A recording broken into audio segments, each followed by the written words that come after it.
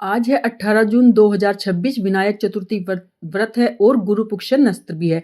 तो आज के दिन जो व्रत है वो बहुत ही शुभ नक्षत्र में पड़ रहा है। आपको कथा अवश्य सुननी चाहिए और कथा हमेशा हमें पूरी सुननी चाहिए। आइए सुनते हैं कथा को।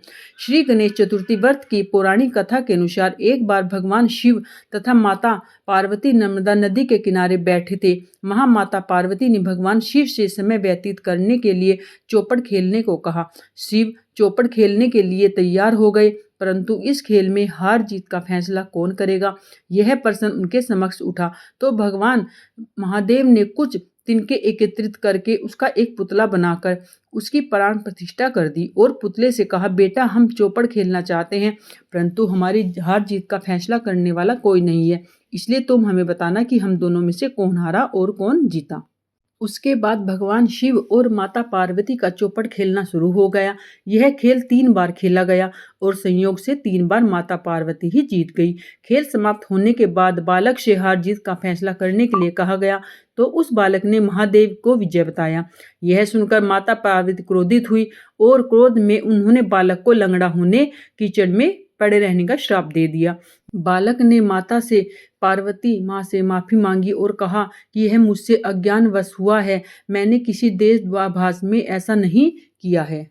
बालक द्वारा क्षमा मांगने पर माता ने कहा, यहाँ गणेश पूजन के लिए नाग कन्याएं आएंगी, उनके कहे अनुसार तुम गणेश व्रत करो, ऐसा करने से तुम मुझे ही प्राप्त करोगे। यह कहकर माता पार्वती शिव के साथ कैलाश पर्वत पर चली गई। 1 वर्ष के बाद उस स्थान पर नाग कन्याएं आई। तब नाग कन्याओं ने श्री गणेश के व्रत की विधि मालूम करने पर उस बालक ने 21 दिन लगातार गणेश जी का व्रत किया। उसकी श्रद्धा से गणेश जी प्रसन्न हुए। उन्होंने बालक को मनोवांछित फल मांगने के लिए कहा। गणेश भगवान की यह बात सुनकर उस बालक ने कहा, हे विनायक, मुझ में इतनी शक्ति दीजिए कि मैं अपने पैरों से चलकर अपने माता पिता के साथ कैलाश पर्वत पर पहुंच सकूं और मैं मुझे देखकर प्रसन्न हूं। यह सुनकर तब बालक को भगवान गणेश ने वरदान देकर अंतर्ध्यान हो गए। इसके बाद वह बालक कैलाश पर्वत पर पहुंच गया और कैलाश पर्वत पर पहुंचने के बाद अपनी कथा उसने भगवान महादेव और माँ पार्वती को सुनाई। चौपड़ वाले दिन से माता पार्वती शिवजी से विमुख हो गई। अतः देवी के रुष्ट होने पर भगवान शिव ने भी बालक को बताए अनुसार 21 दिन के व्रत करने का, गणेश जी का व्रत करने का सुझाव दिया। इस व्रत के प्रभाव से माता पार्वती के मन से भगवान शिव के लिए जो नाराजगी थी वह समाप्त हो गई। तब यह विधि व्रत भगवान शंकर ने माता पार्वती को बताई। यह सुनकर माता पार्वती के मन में भी अपने पुत्र कार्तिकेय से मिलने की इच्छा जागृत हुई।